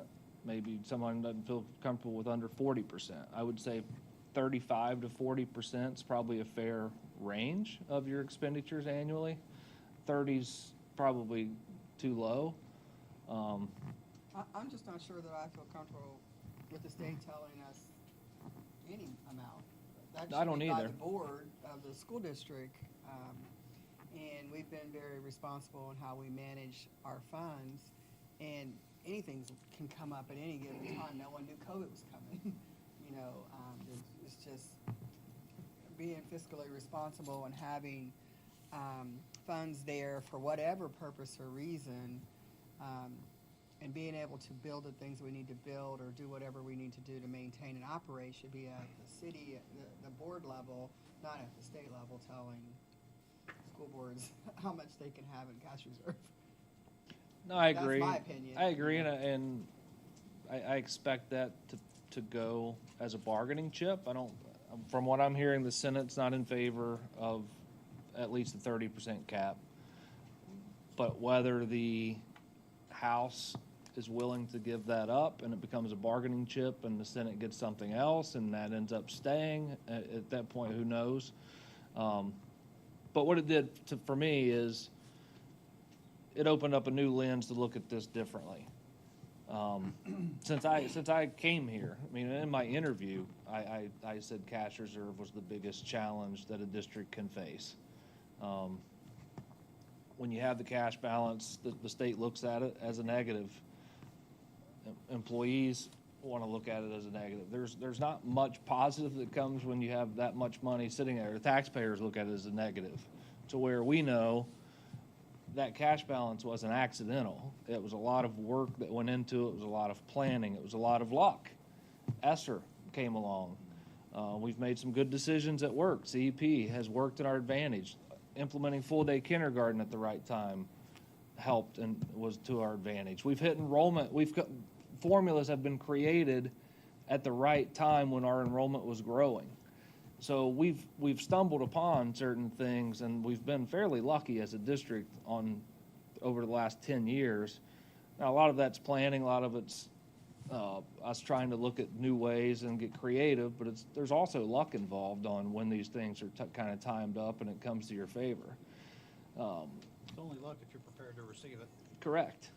I mean, every biennium budget, there's winners and losers. And I've told Ms. Hunt for years, we've been on the winning side most of the time. I said at some point, we're not going to be on the winning side, and we've got to be prepared for that. We've got to be ready to do whatever's necessary to make sure we're ready to be losers in the biennium budget for once. We have And I'm not. expenditures coming up soon, like buses. We have a capital spending plan, so we've been moving money for the last 9 years into permanent improvement. No capital dollars come out of this plan. That's why you see $0 here. We moved the inside millage to help address that long term. So roofing projects, paving projects, busing, technology infrastructure, all comes out of the permanent improvement fund. That's also proactively planning to make sure those things don't hamper our forecast. So when you see 26.6 million, it's really 26.6 million, and there's really not any surprises. It's hard to be surprised when you've eliminated capital spending and you've negotiated with teachers unions and the OPSI unions, and you've got administrative schedules already drawn out. The surprises are gone on the expenditure side. Now we do have a lot of big projects coming up, and this summer Indian Trail, Winchester Trail is going to be completely repaved. Winchester Trail is going to be reshingled, so that site's going to be chaotic for a little while. And then we know we've got the Performing Arts Center and the athletic complexes coming to the high school site. So there's going to be a lot of work going on, a lot of dirt being moved, and I think that's good for the public to see that some of these dollars are going towards infrastructure, and you can actually put eyes to the projects and see something being done. So, as always, the plan pretty much encompasses everything. There's really not anything that would be a surprise. We're planning for severance payments from moving money to termination benefit. That's a huge expense sometimes, and you can be surprised. Capital projects are handled by moving money into PI and the inside millage move. The only thing that can really throw us and derail us is legislation at this point. If some sort of huge surprise comes out of Senate and comes out of the House and Senate committee. Okay. Thank you. Anything else? Anybody else have any questions? Next on the agenda is the superintendent's report. Thank you, and good evening again. I'm excited to share some wonderful updates and celebrations from across the district. We've started welcoming some of our newest students during the first 2 sessions of Kindergarten Roundup. These future members of the class of 2038 got a fun and memorable start to their journey with CW Schools by signing to officially join our team. Kindergarten registration is now open for Canal Winchester residents whose children will be 5 years old by August 1st of this year. We can't wait to meet more of our future kindergartners in the weeks ahead. Our Canal Winchester Middle School Model United Nations Club had a fantastic showing at their recent statewide competition. Under the guidance of Mr. Brian Ames and Mrs. Ashley Dirth, our students earned multiple honors for their leadership, teamwork, and thoughtful presentations on global issues. Special recognition goes to the teams representing Belize, Chad, and I think it's Laos? Awesome. For earning outstanding resolutions, and to the many students recognized as vice council and council presidents. They made us proud and represented Canal Winchester Middle School with excellence. Congratulations are also in order for our Canal Winchester High School and Canal Winchester Middle School Battle of the Books team, who brought home first place wins at this year's competitions. This marks the third consecutive year that our Canal Winchester Middle School team has won the competition. On April 25th, our fifth graders at Winchester Trail Elementary had the opportunity to participate in the city's Arbor Day celebration by helping plant a tree. Thank you to the Canal Winchester Public Service Department and Mayor Joe Steger for including our students in this meaningful experience. On Wednesday, May 7th, we held our military signing day to recognize Canal Winchester High School seniors from the class of 2025 who are committed to serve in the U.S. Armed Forces after graduation. Please join me in congratulating Kyle Alonzo, Adriana Compton, Zacchaeus Davis, Gabriel Ashun, Braden Helton, and Nevaeh Early, and Porter Butterball. We are proud of their leadership and deeply grateful for their service. During Teacher Appreciation Week, last week, 5 of our outstanding educators from Canal Winchester Middle School, Tori Begany, Kanetta Bridges, Andrea Lindstead, Mike Stuckey, and Ashley Dirth, were honored at the Ohio State House, thanks to an invitation from State Representative Meredith Lawson-Rao. These teachers represented our incredible educators here at Canal Winchester Schools alongside teachers from Hamilton, Groveport, Reynoldsburg, and Columbus. As Ms. Hamilton mentioned earlier, this spring our students lit up the stage with 2 fantastic productions, 101 Dalmatians from Winchester Trail Elementary and the Addams Family from the high school. From acting and singing to lighting and set design, our students and staff poured their hearts into each show. Thank you to our music and theater teams for creating such memorable experiences for our community. And finally, a huge thank you to all the incredible organizations who made our Indian Trail Elementary Community Helpers event on April 25th such a success. From law enforcement and healthcare workers to librarians and park rangers, you inspired our students to dream big and see the many ways people make a difference in their communities. That concludes my report. Thank you for your continued support of our students, staff, and schools. Did you mention the top workplace? I didn't hear that. Did I miss that? I believe I mentioned that last month. Okay. Yes, but we can say it again. We were Still top the top workplace. workplace. Yes. There was a huge article in the printed Columbus Dispatch that was pretty cool. So, thank you. Next on the agenda is board committee reports. Do you have any? I'll start with CWJRD. We did not meet last month, and our meeting this month is coming up on Thursday, so we have nothing current to report. Okay. OSBA? Yes, good evening. For my legislative report, the Senate Education Committee began hearing public testimony on the education provisions of the state budget last week, and I submitted written testimony for the May 7th hearing. The next opportunity to provide testimony is Wednesday, May 14th at 9 a.m. The district has information on our website as well concerning how the state budget proposal will impact our schools directly.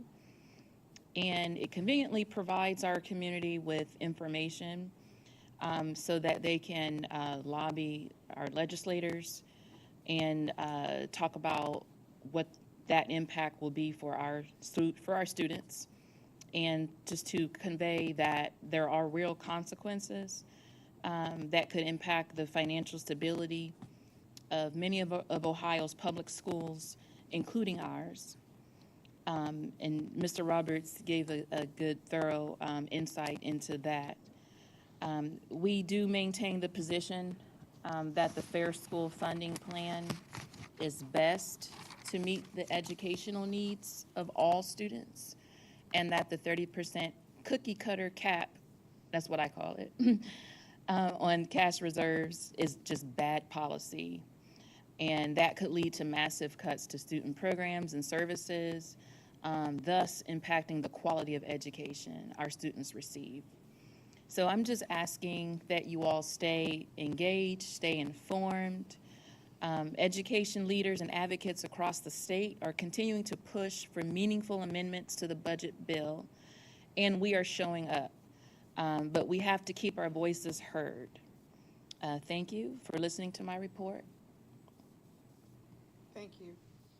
Student Achievement Liaison? Yes, I have one thing to report. Showcase your students at the OSBA Student Achievement Fair at OSBA's Capital Conference this November. Performing groups, clubs, curricular programs, and more are all eligible for consideration in one of Ohio's largest showcases of public school brilliance. Nominations for school programs or initiatives or art submissions are due by October 24th.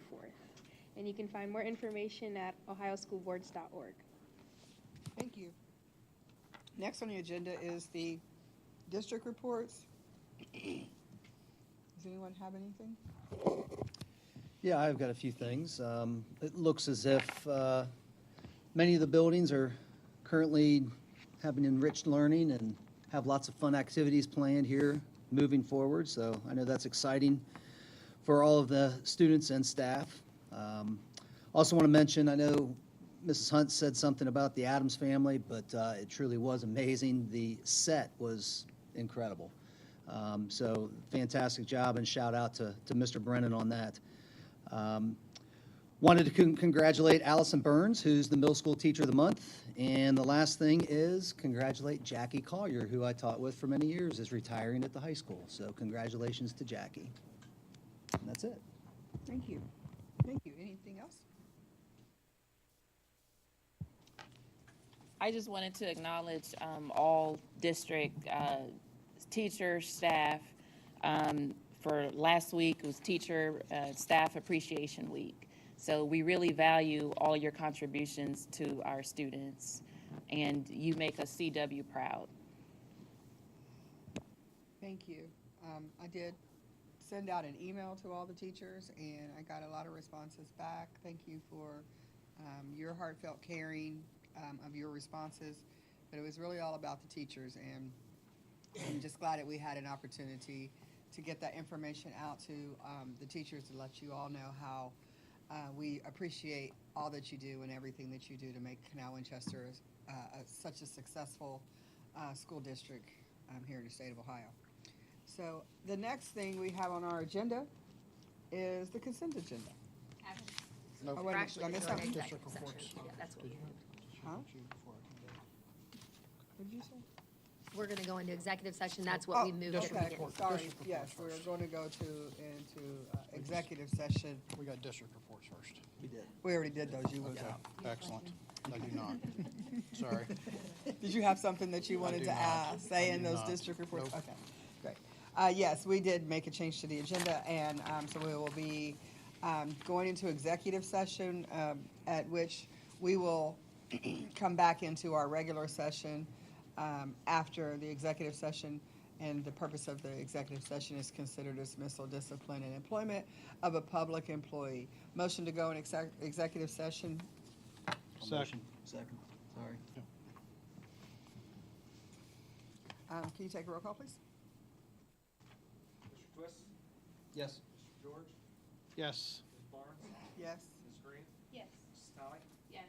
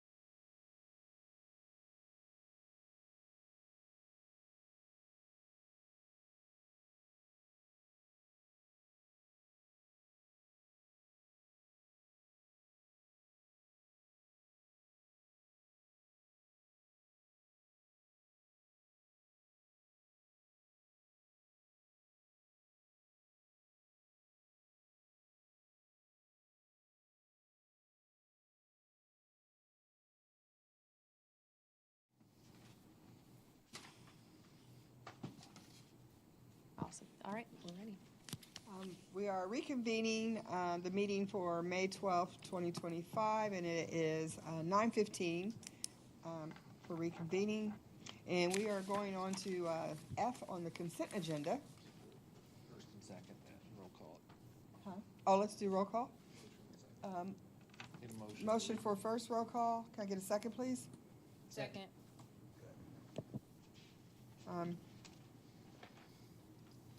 Take a roll, please. Ms. Barnes? Present. Mrs. Talley? Here. Mr. George? Here. Ms. Green? Here. Mr. Twist? Now, Now that you consent all agenda. have returned. We'll move on to the approval of the consent agenda. Motion to approve the consent agenda. So moved. Second. Okay, thank you. We're going to start with number 2 is the minutes from the April 14th board meeting.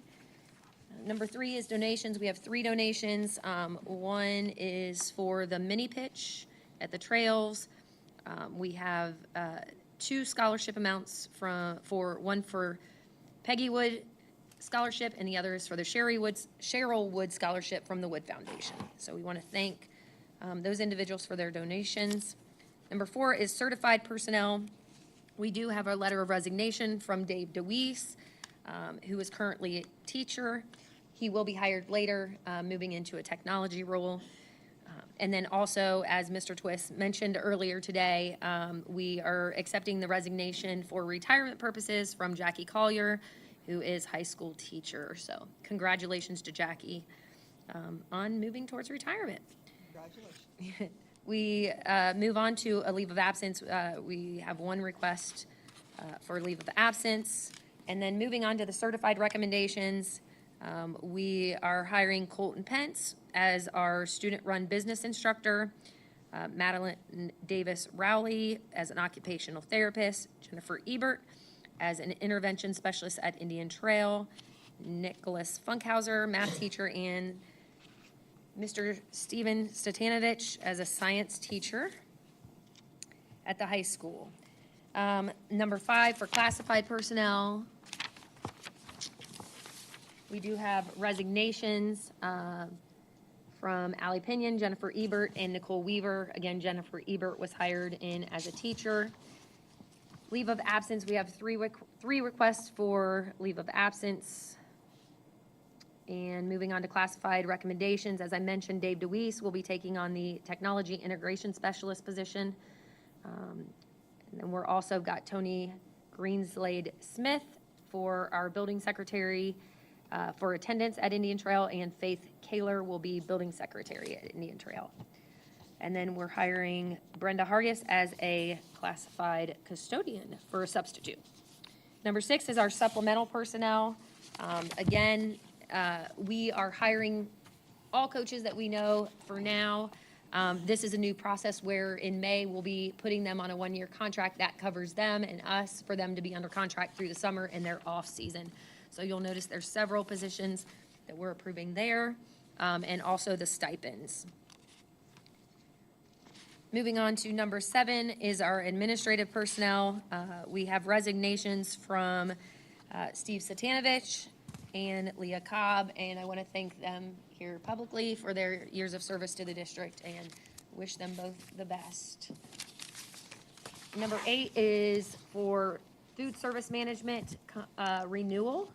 We're asking for the renewal of Chartwell's to provide services for a 1 year through June 30th of 2026.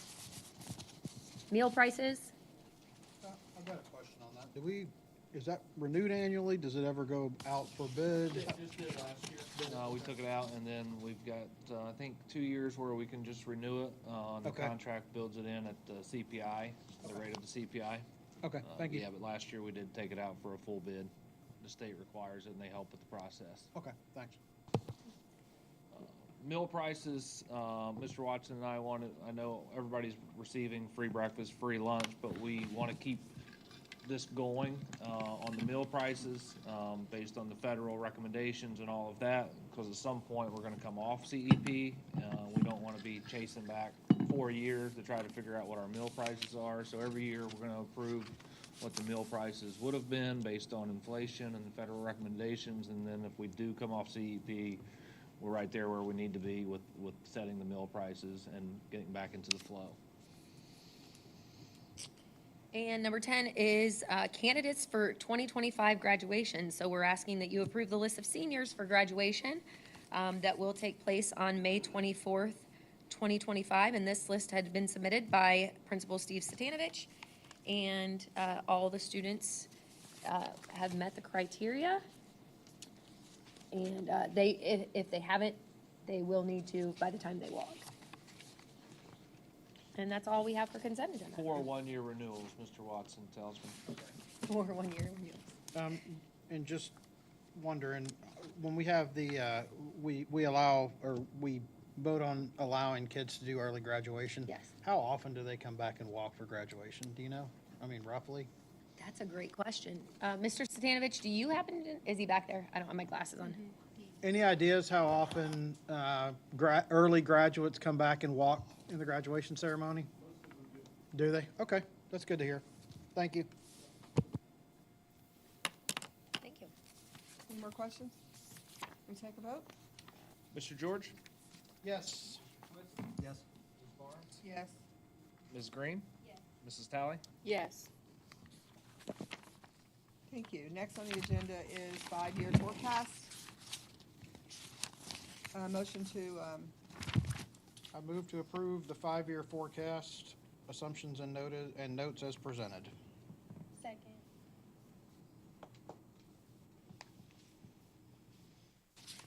I don't have any other comments. I just wanted to ask, are we still going to update that policy? And when are we going to do that, as far as the cash balance? Yeah, we can look at it as part of one of the I regular think work session deals. I don't think it impacts the forecast in any way at this point, but it could in the future for sure. So please make a note that we'll discuss that in a board work session. Yep. Thank you. Thank you.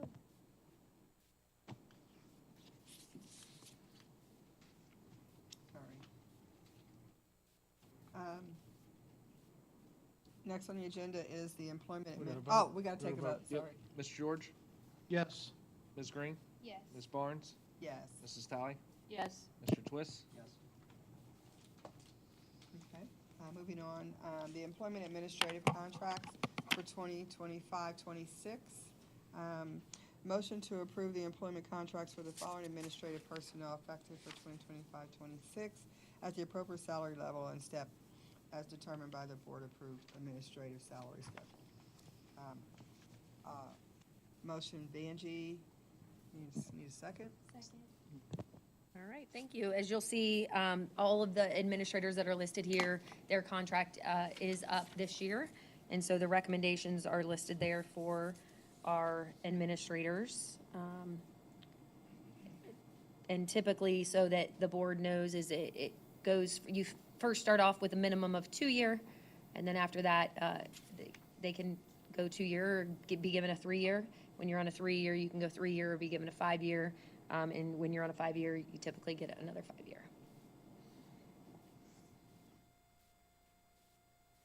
5 years the most, right? 5-year is the most, yep.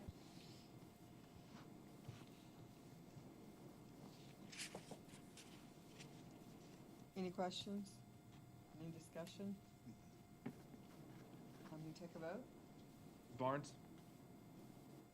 Yes. Ms. Green? Yes. Mr. George? Yes. Mrs. Talley? Yes. Mr. Twist? Yes.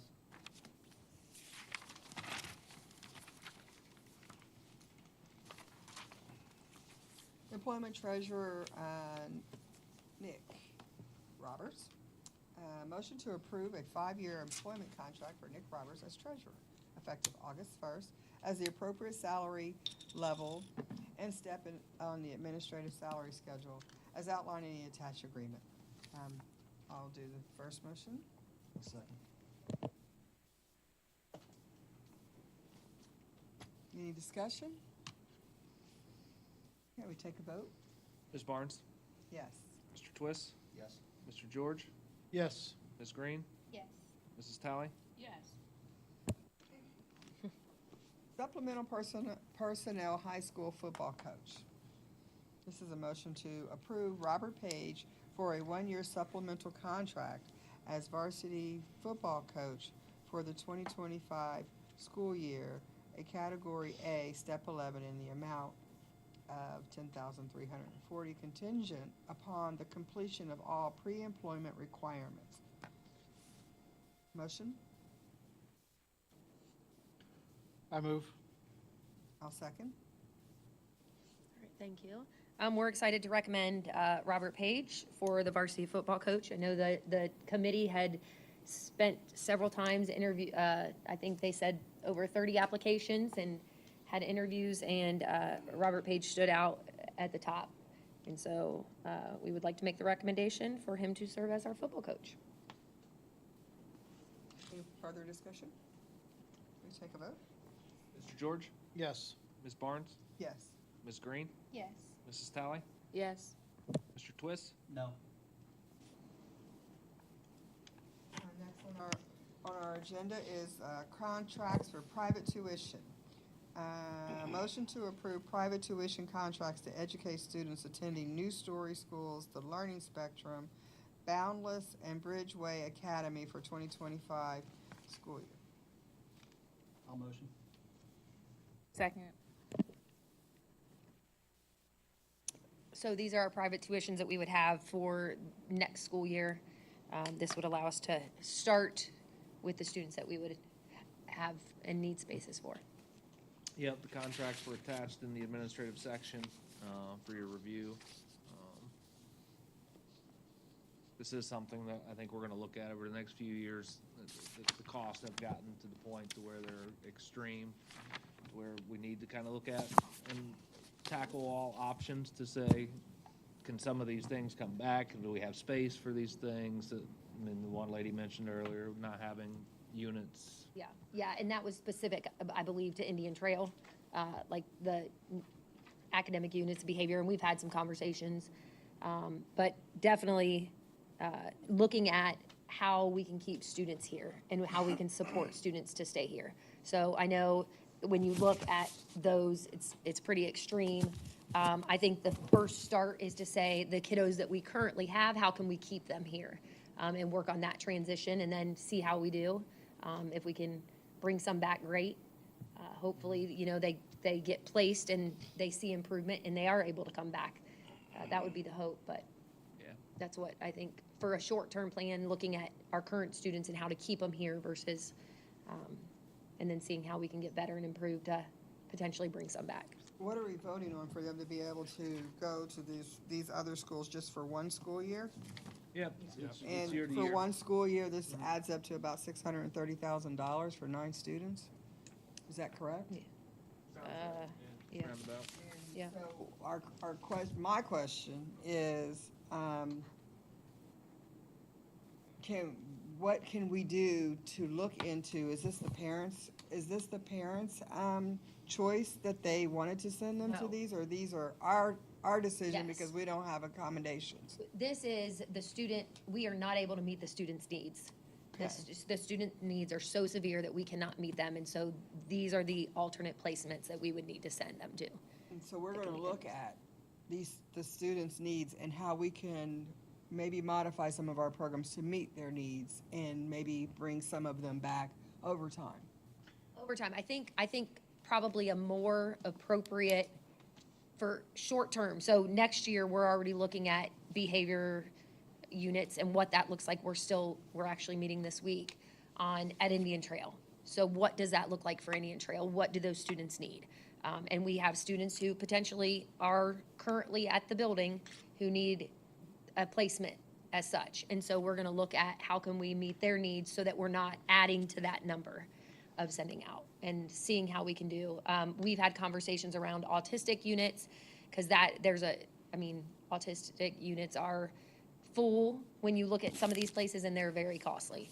A lot of the kids that you see here might have 2 teachers and an aide and a nurse and an OT and a PT, all to them that's with them each day. So that's a pretty high cost for one child. Yeah, a last lot year of we had training. 20 Yeah. to 25 students that were privately placed, if I'm thinking right. There's a lot, there's a lot of analysis that needs to go into it. Transportation's costly. News Story's up in Westerville. That's a pretty hefty drive for us from here to there. I think we had 8 or 9 last year. So we're looking at options. How can we save on transportation? How can we maybe keep behaviors in-house? And it might not even be any of these students. Maybe these students are forced to go here just based on their needs. But I think it's worth having discussion and looking at options just to see if there are alternatives. We get catastrophic cost back, so we kind of got to weigh that out too to see, okay, we're getting $400,000 back in catastrophic costs. We're getting special education dollars for this. So if we did house these in, would we still recover those additional revenues? So there's a lot of analysis that kind of got to put into it, but it's one of our biggest expenses that I think is still left to be turned over to see, do we have space? Do we have other options? Can we build these units? Can we better support not just the 23 kids that are costing a lot of money, but the 600 kids that are on IEPs that may not be getting service? We have nowhere to take them and those options. So are we, do you know if there are any, is anybody researching with all the school districts if this need is increasing? Or is it just, is our district one of the districts that's having a higher increase than other districts? It is Or is it Central Ohio wide. over the state? Yes. Yeah, it is everywhere. I think we have a tough time. That's why we We're all place over Central Ohio? Yes, it's all 4 or over. 5 different placements because a lot of these places are Are full. full. Yeah. I mean, And do we know like what happens when all the places are full and we don't you have have a to find another place to send them? place. You have to find another place. That's why we're sending kids to News Story in Westerville, because Eagle Wings was one of the original people at first, and then they got full. Learning Spectrum's more geared towards autism. I think they all have their specialties. Brooke, Yes, is they do. Brooke here? Yeah, I they mean, all have their specialties. And the needs of the kiddo too. Yeah, it's the needs. I mean, All right. Thanks for the discussion. Thank you. Anybody else have any questions? Nope. Can you take a vote? Mr. Twist? Yes. Mrs. Talley? Yes. Ms. Barnes? No? Mr. George? Yes. Ms. Green? Yes.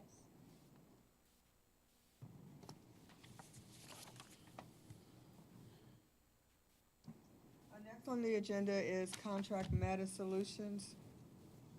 This is a motion to approve contract with Meta Solutions to provide technology support during the 2025 school year. Do I have a first? So moved. A second? Second. Any discussion? We work with Meta Solutions for our technology support. This would give us the year to continue to work with them. Take a vote? Mr. George? Yes. Ms. Barnes? Yes. Ms. Green? Yes. Mrs. Talley? Yes. Mr. Twist? Yes. Next on the agenda is Workers' Compensation Group Rating Program. This is a motion to approve the re-enrollment in the Ohio School Comp 2026 Workers' Compensation Group Rating Program with an estimated group rating discount of 42%. Can I get a motion? So moved. Second. Any questions? Can take a vote? Mrs. Talley? Yes. Mr. Twist? Yes. Ms. Barnes? Yes. Mr. George? Yes. Ms. Green? Yes. Policy, final reading. This is the policy, motion to approve the policy that had first reading at the April 2025 board meeting. So moved. Second. Thank you. So we did go through these last month, and also, I believe, spent time with them in the work session prior. We did make changes to the inter-district open enrollment. The district has decided that at this point in time, we're going to grandfather students in that are currently in as open enrollment, but moving forward, we will not take any new open enrollment students to the district. And that would exclude teachers or staff. Students would still be able to attend, and that would be in a different policy that we'll discuss later. Other than that, all the other policies that we discussed are the same.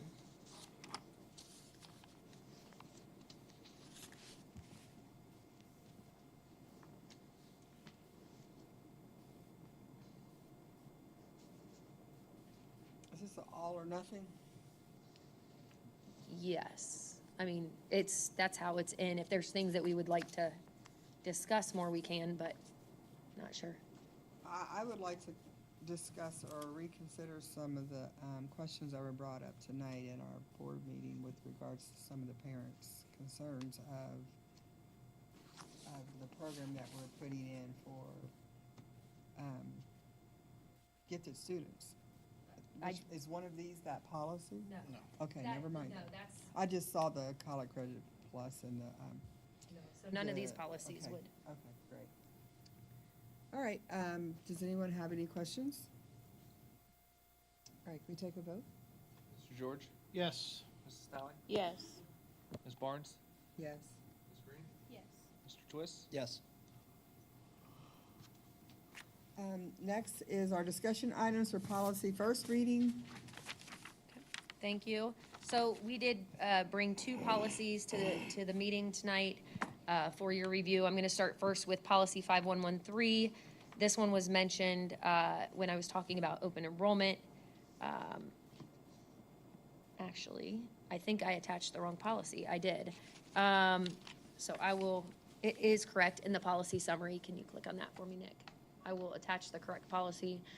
So this would be 5111, which is the eligibility of resident, non-resident students. So this policy here would include for staff members' children to be able to attend the district tuition-free. So there would not be any change to the practice that we currently have with staff members' children.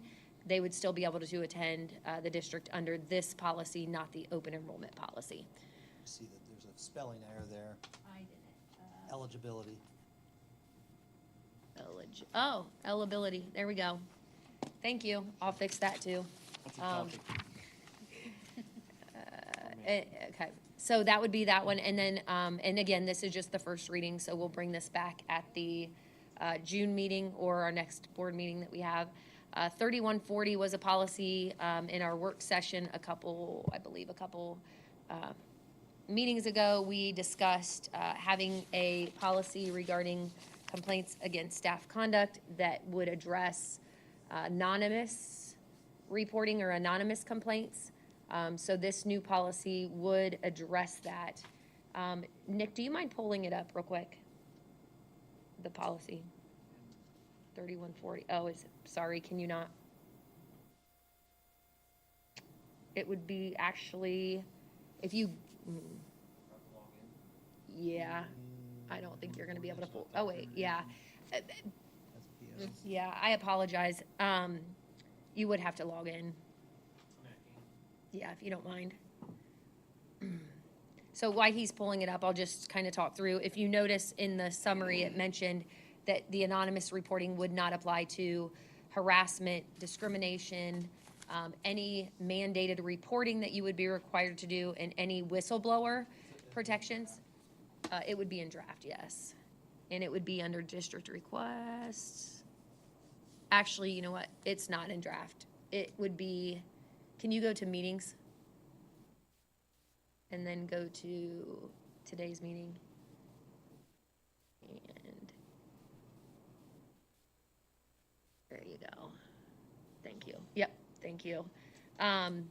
So it would not apply to any harassment, non-mandated reporters, or whistleblowing, or discrimination, because those policies specifically allow for anonymous reporting because of the nature of those types of conduct.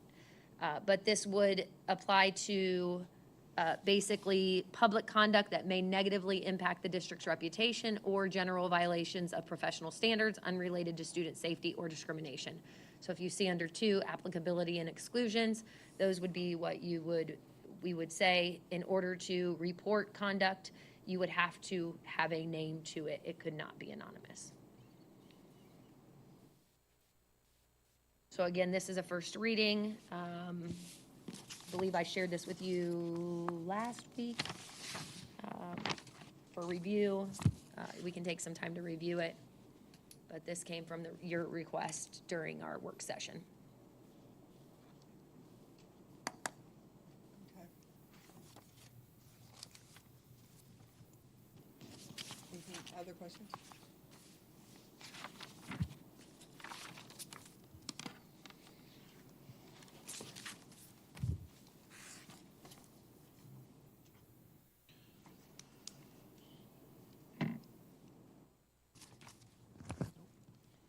The next thing that is on the agenda, executive session, enter into. No, we've Oh, already we done already that. did that, sorry.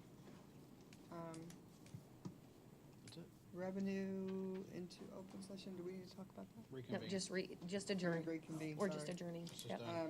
And then we can adjourn. Yay. Does anyone have anything else? Okay, motion to adjourn at 9:41. Second. Twist says it's too early.